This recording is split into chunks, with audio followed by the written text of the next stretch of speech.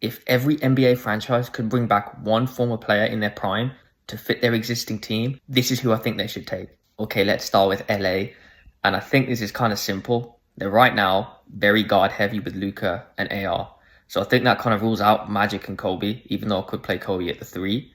I think what they need most, even though they've signed Kessler, is a lob threat, an elite center, and you've got two of the best to ever play the game in Shaq and Kareem, who played in their primes right there. But I'm going to pick Shaq. I just think he's more of a lob threat. I think Kareem had more finesse to his game, but Shaq with Luka, that would be a nasty duo. Then on to San Antonio. And for me, there's just one clear name, and that's Timmy D. Greatest power forward of all time. That front court with Wemby, it would have offenses on lock. I just don't see how you're going to score. He's a guy who's so consistent. He could teach Wemby so many things. What you're getting 20 and 10 minimum from both of them. Now, the Warriors is interesting because do you bring back KD and then you're kind of running back 2017, 2018? But I think that what they need most is a center.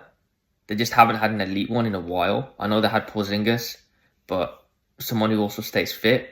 And they probably had arguably the greatest center of all time in Wilt Chamberlain. So I think, imagine Steph and him in a pick and roll. Like, Wilt had a lot more finesse than people give him credit for. He played with the Harlem Globetrotters. He was so dominant in his time. And I really think he's a guy that no matter the era, he'll dominate. Now, the Raptors is kind of funny because I think they've just done that exactly by bringing back Kawhi, and Lowry's getting signed on a one-day contract to retire as a Raptor, which is fantastic. But I honestly think you're looking at two guys, and that's Vince Carter and Chris Bosh. And I say that because I think Chris Bosh fits the team better, but Vince Carter is just Vince Carter. If I had to choose, I would choose Vince, but I think the way Chris Bosh could have stretched the floor was like he was one of the first modern big men. But what Vince did in Toronto, even though it didn't end well, he was as athletic as Jordan. He could do things which not many players could do. And imagine him at the 2, Kawhi at the 3, Barnes at the 4. Like, that's a nasty team. As for Dallas, it's pretty easy.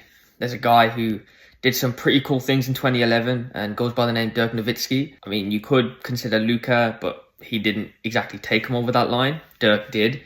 And imagine that front court with Cooper Flag and then Kyrie at the point. That would be a pretty cool team. Now, one of my favorite ones, because I just love the way Tyrese plays for the Indiana Pacers.